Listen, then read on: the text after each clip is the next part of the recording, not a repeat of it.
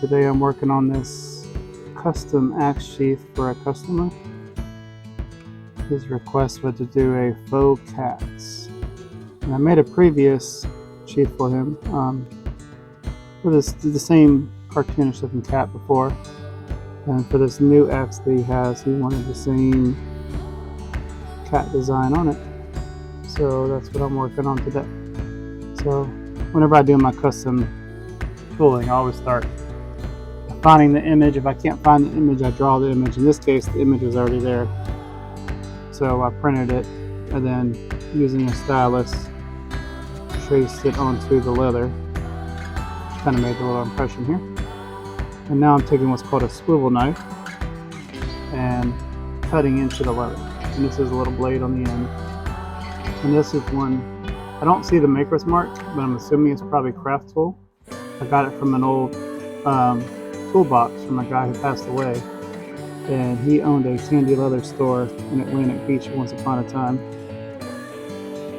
and he left all his tools behind, and so I was fortunate enough to get his tools. And this swivel knife is my favorite out of the whole lot. There was a bunch of swivel knives in there, but this one is my favorite by far. Alright, so with some of these things on this design, I'm going to cut with a swivel knife. Some things I'm just going to make an impression with a modeling tool or even a beveler. And so some of these little finer details I don't even have to cut. Really only want to cut certain ones to kind of give it a relief type image where it stands up off the leather. So like for example, like the eyes and the mouth and stuff like that, I'm not going to cut that, that's too small.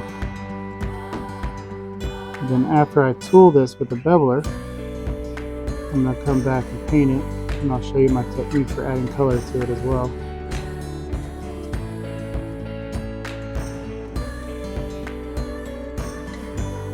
So for those who aren't familiar with leatherwork, this is called a swivel tool because it actually swivels. Swivel knife. So as you're cutting it, you can twist it, kind of go with the contour of the object that you're cutting. And you're not trying to cut all the way through the leather, you're just trying to cut down for this one probably about that far into the leather to get a good impression. Depends on the thickness of the leather. If you're doing the big 10 ounce, 12 ounce leather, you can cut further to give it a bigger impression. So for this, we do not want to cut through the leather. We only want to cut down just enough so that our beveler can give it a 3D image.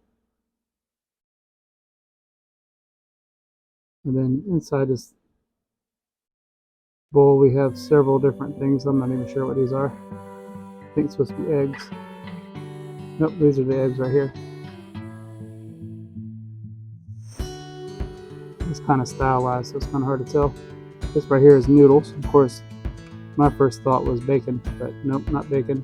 It's noodles. Just about done with the cutting. And then the real fun part is when I get to start doing the beveling. The beveling is where the fun of it starts for me. That's when you get to see it really start to pop out of the leather.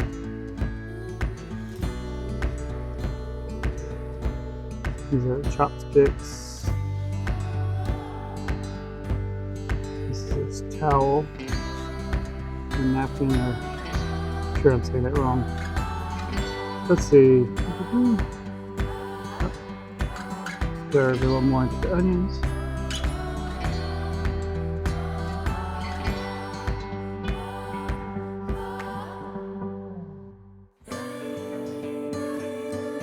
And I'm gonna go ahead and do his eyes.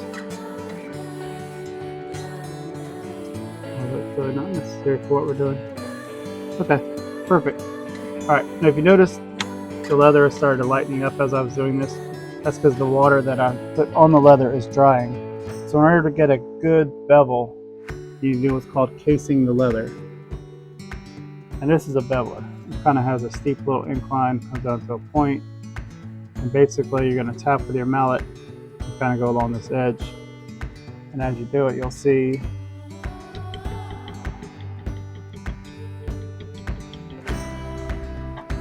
how that edge is starting to kind of raise up a little bit. It's almost like it was stamped in there, but even better. So just that little bit, you can see it. So right now it's still damp enough just what, you know, the right kind of dampness to it, but it's very close to being too dry. Now, some leather crafters will soak their leather in water, then let it dry out a little bit more. For me, I've learned that just spritzing it with water for most things will suffice. But that's the great thing about leather work, is what works for me may not work for you, what works for you may not work for me. We can always find our same little things here.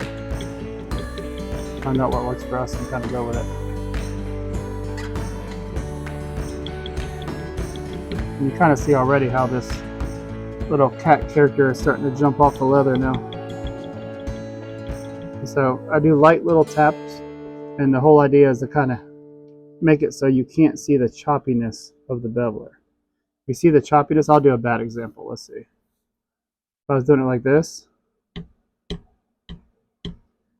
I can't even do a bad example, but try it. Look at that. There we go. So you kind of see here how it's kind of choppy. We don't want that. We want it nice and smooth. But the good thing is, if you do end up with something like that, you can always go back over it and fix it.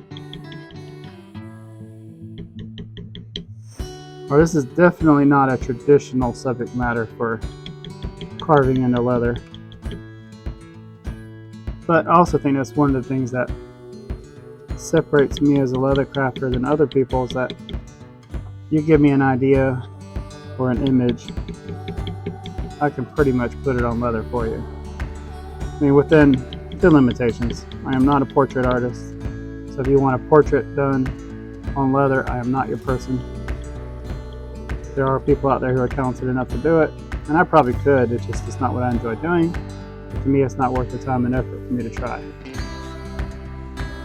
But pretty much anything else. One of my favorite things is when a customer says, you have the freedom to use your artistic judgment and go with it. You have the artistic license to do what you feel is fit. And a lot of times then I get carried away in a good way, and they get much more than what they ever thought they were going to get out of their design. The people who are really restrictive and say, I only want this, this, and this, and usually it ends up being kind of boring. And it's not quite what they imagined at the end because we didn't trust the artist. Every medium has its own limitations. And so if you're, no matter whether you're working with a leathersmith, a painter, blacksmith, tattoo artist, if they say it's not going to look right, just trust them. It's not going to look right. I know you might have it in your head what you think it's going to come out as, but and you might be able to find another artist who can pull it off. That's definitely possible. But that particular artist knows his own limitations.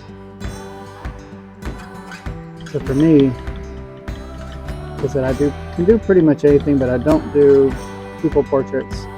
I have done people, but it's not a portrait. So like I did the head of Medusa one time with just like a lady's head, but it wasn't anybody we could recognize. So the fact that it wasn't perfectly in her likeness was okay.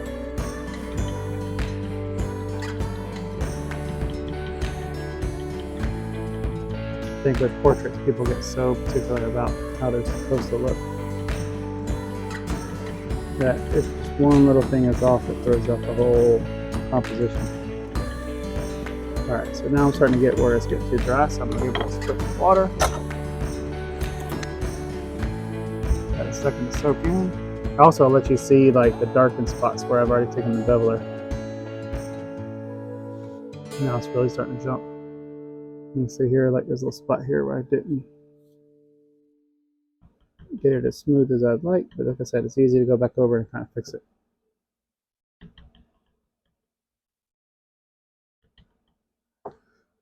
Alright, so now back to the bowl. You know, it's the thing I like about the water bottle method is I spritz it, and then within like a minute, it's soaked in and dried enough for me to continue beveling. I've learned when you soak the leather, like once it gets too dry, you pretty much got to soak it and then let it go through the whole process again. That just takes too long. I don't have that much time on my hands to sit and wait and wait and wait. So I'm pretty much going to bevel this all with one beveler too, but the bevelers come in all different sizes. I have some really big ones. I'm gonna have some really, really small ones. You should always try to use the biggest beveler you can for the job you're doing.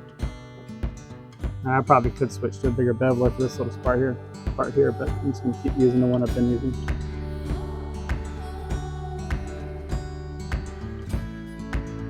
Just to keep it simple. And that's the thing, when people are starting out leathercraft, they think they have to have all the best tools and they have to have 5 different bevelers and 5 different tear shaders and all these different sizes. You really only need 2 or 3 bevelers to start. Because a lot of the bigger bevelers you'll never use. A lot of teeny tiny bevelers, if you don't know how to use them right, they'll make the piece look real choppy. So stick to the fundamentals first. And after you master the fundamentals, then start branching out and getting all the fancy tools. It's like, if you're starting out, just getting a starter set from Tandy or another leather company is a great way to figure out what tools do what. And then once you realize what they do, you realize their limitations. And so then you upgrade. In some projects, I still go back to my beginning set of tools just because if I mess them up, I won't cry as much. Some of the tools, as you get higher level, get really expensive. Alright, you do his hands.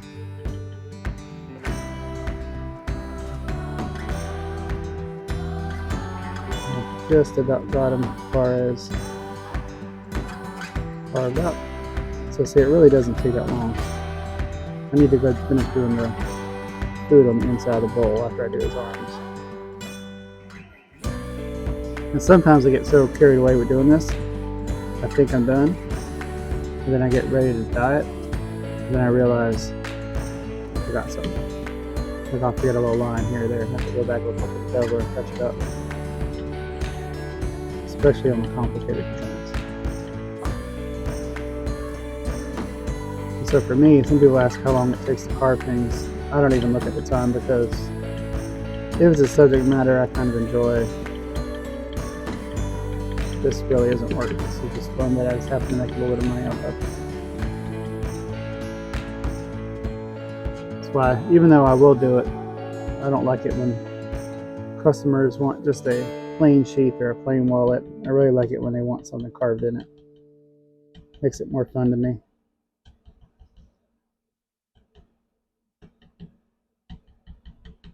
And the egg yolk. And the bacon, I mean faux noodles.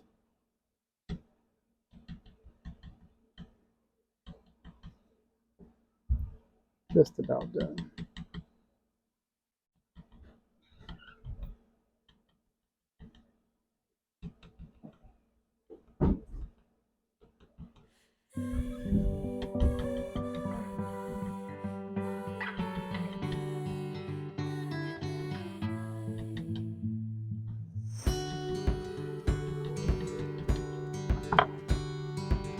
And I finished carving everything with the beveler.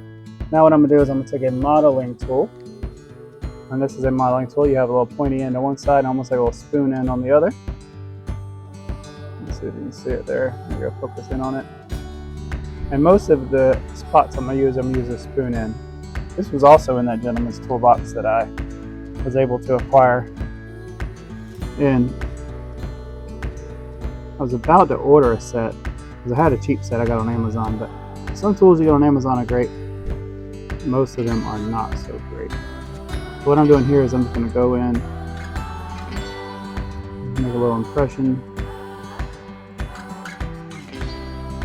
I'm basically doing the same thing the beveler did right there, except I'm doing it with the spoon end. Just getting that little beveler in those little spots would be very, very difficult. And I'm going to go in here and do the eyebrows.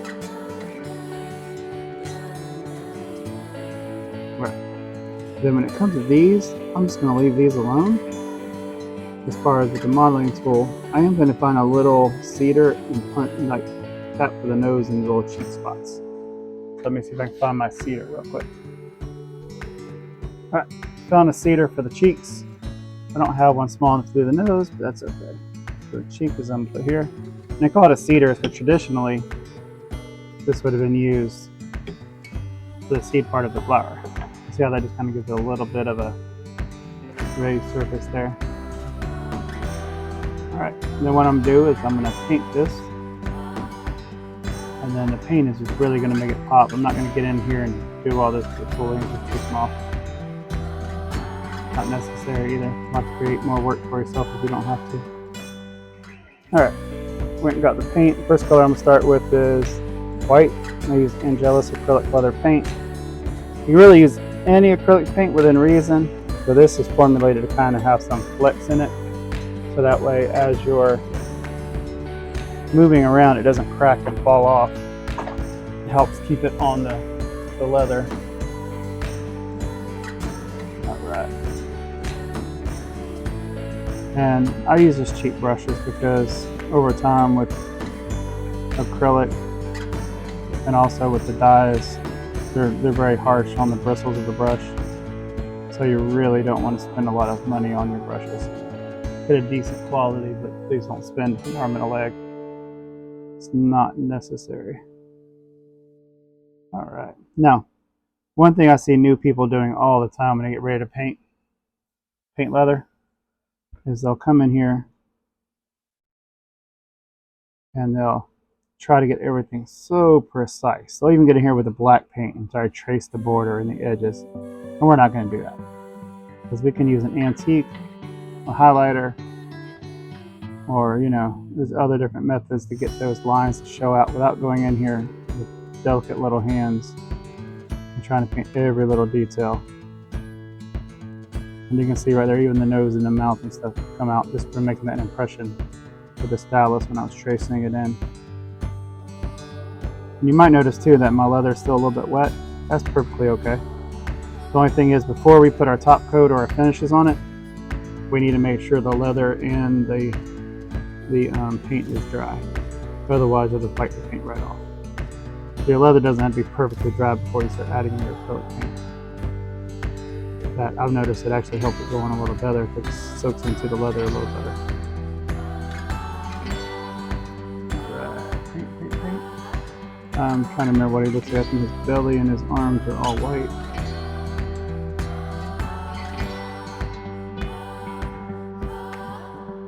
So notice how I'm just not trying to cover every little detail. Block the paint in and put the finish over it. All those little details magically show back up.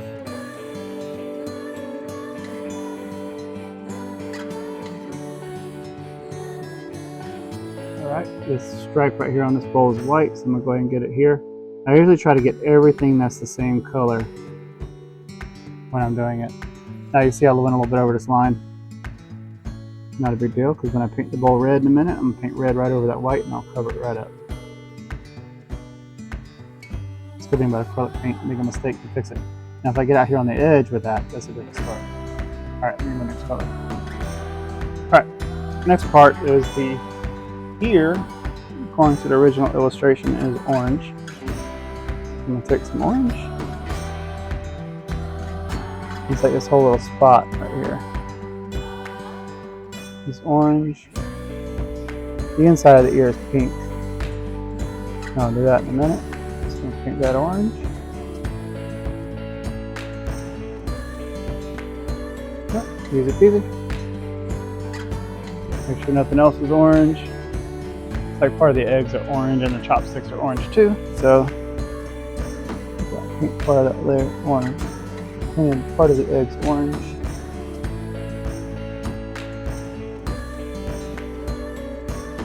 Boom. Easy peasy. Put the orange away. And I'll be right back. Alright, now we're going to get ready to paint the yellow. For the yellow, the noodles are going to be yellow. And part of the egg yolks are yellow as well. So I didn't even wash the orange off my brush, because sometimes that accidental mix is good. Make it look like you did it on purpose. Which in this case we really are. So I'm painting my noodles yellow. Still think they look like bacon, but that's okay. Alright. And apparently these little things back here are supposed to be white. So I'm gonna get my white back out and I'm gonna touch those up real quick. All right, now I'm gonna take my white. Actually, I went to the cream color instead just to have a little difference in tone. So cream white. Paint those in. So don't stress over everything being perfect because the antique will fix it. And I'll show you that here in a few moments. All right, now I'm gonna mix up some pink. So I got my white and I got a magenta. And I'll show you right here on the paper. The magenta is already kind of a pinkish color, but that's too bright. Or too dark, I should say. So now I'm just gonna take my white. And these come with like a little brush, almost like for fingernails. I don't understand why, because I would never paint leather with that right there, because you can't have enough control with that. But it's good for just putting a little bit down on paper. So I'm just going to mix it right here and try to get that light pink tone. Boom, there it is. Make the inside of the ears pink. If you remember his cheeks, or her cheeks, are pink.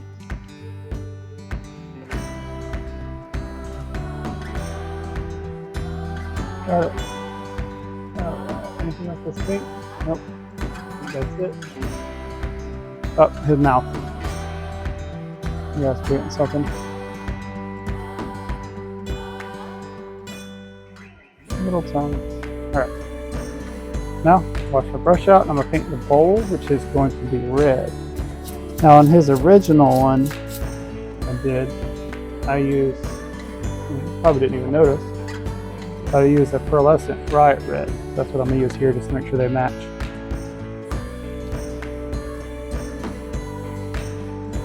Now the downside with doing that right there is you just got to be careful not to drag your leather across your paint. This is where I fixed that little spot too where I got carried away with the paint.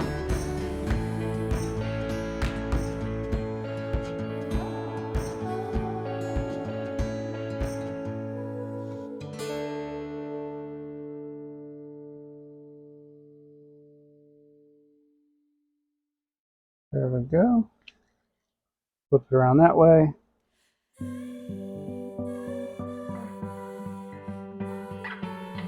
I get the side of the bowls, the inside of the bowl I should say.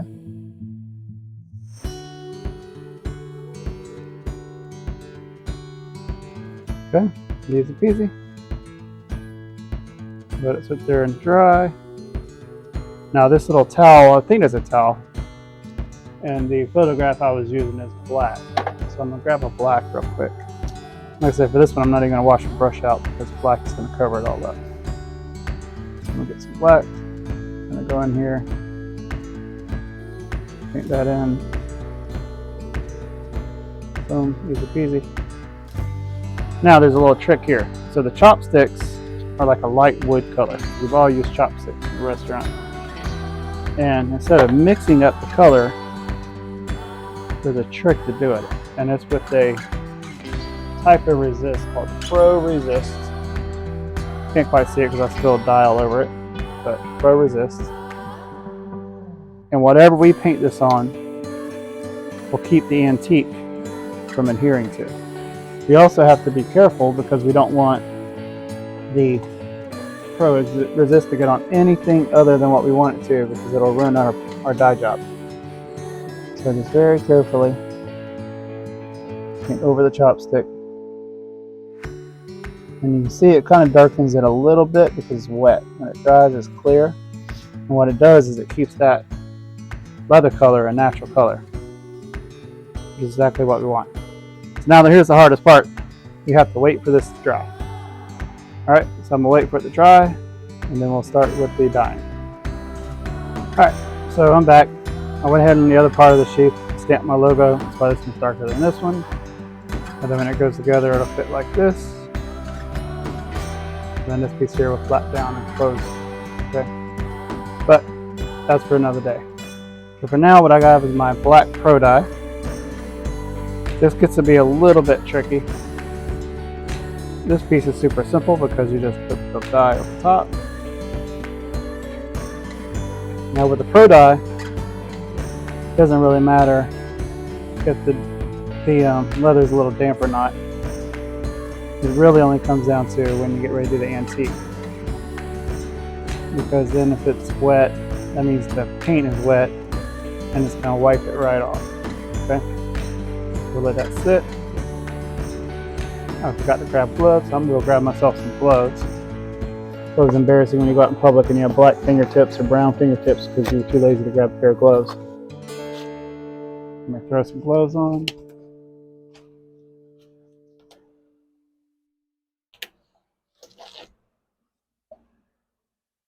Alright, I'll start by dyeing the edges, which I'm doing the other piece here in a minute.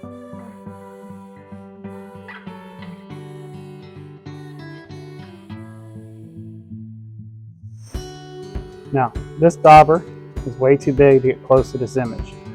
So what I'm going to do instead is just kind of go around the outside, but don't get close. Just get as close as I can without getting too uncomfortable with it. Just try to get the big areas.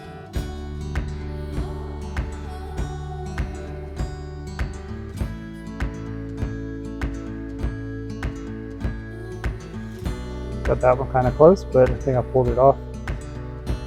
Okay, do the edges on this piece.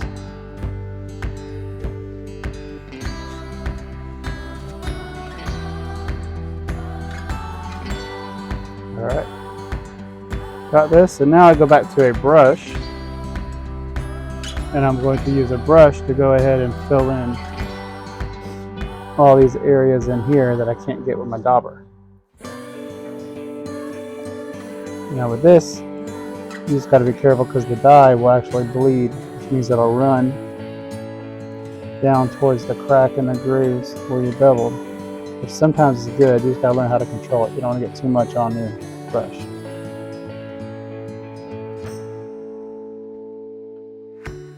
And this way we can kind of get real close. And I've been doing this a while, so I can usually get pretty good with applying the black dye, but if you're beginning, definitely just barely put some on your brush until you get comfortable, especially around the chopsticks because you didn't paint them. So if you were to get black dye on those, you would have to come back and have to mix up some light brown and try to paint over it.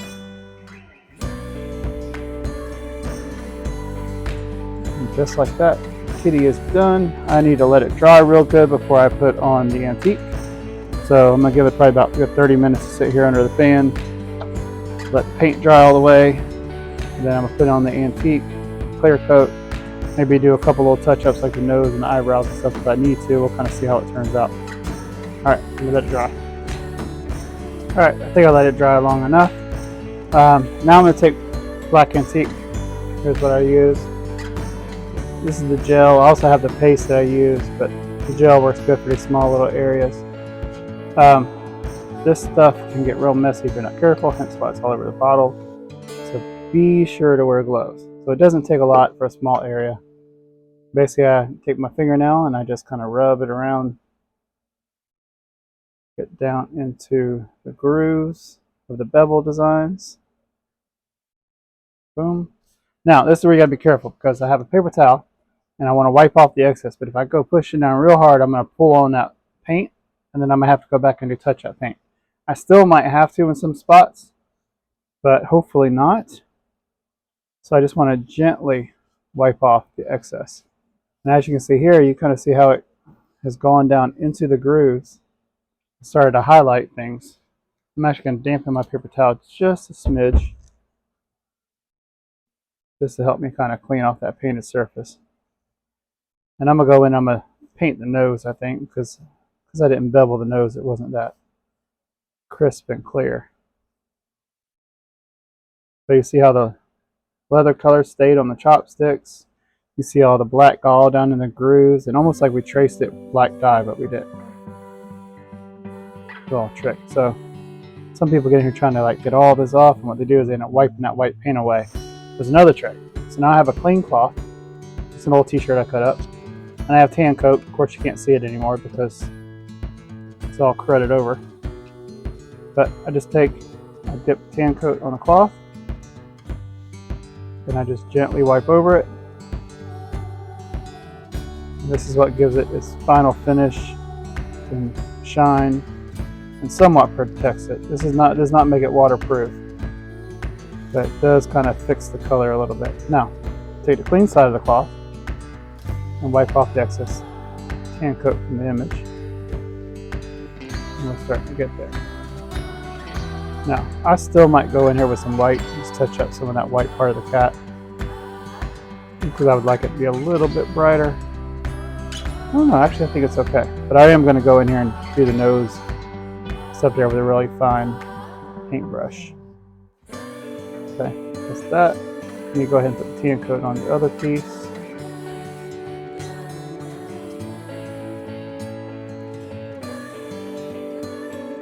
If you wanted to, you can let this dry and you can put it on the second coat.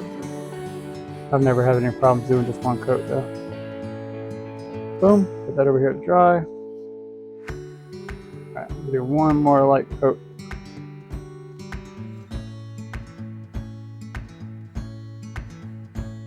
This is where the richness of the color really starts to jump out too. Oh, bump the camera. Alright, now I'm going to do a couple little touch-ups and it is done, but I gotta let that sticky tan coat dry first. I can't paint the acrylic over the stickiness. So give that a few minutes to dry, and then I'll do a few touch-ups as well as paint the nose. Looks like some paint came off the egg white right there, so I'll touch that up as well. Alright, we'll come back in here now and I'm going to do a couple little touch-ups. The finest brush I have. Sometimes I'll even use the end of the modeling tool. I'm just going to put in the little nose.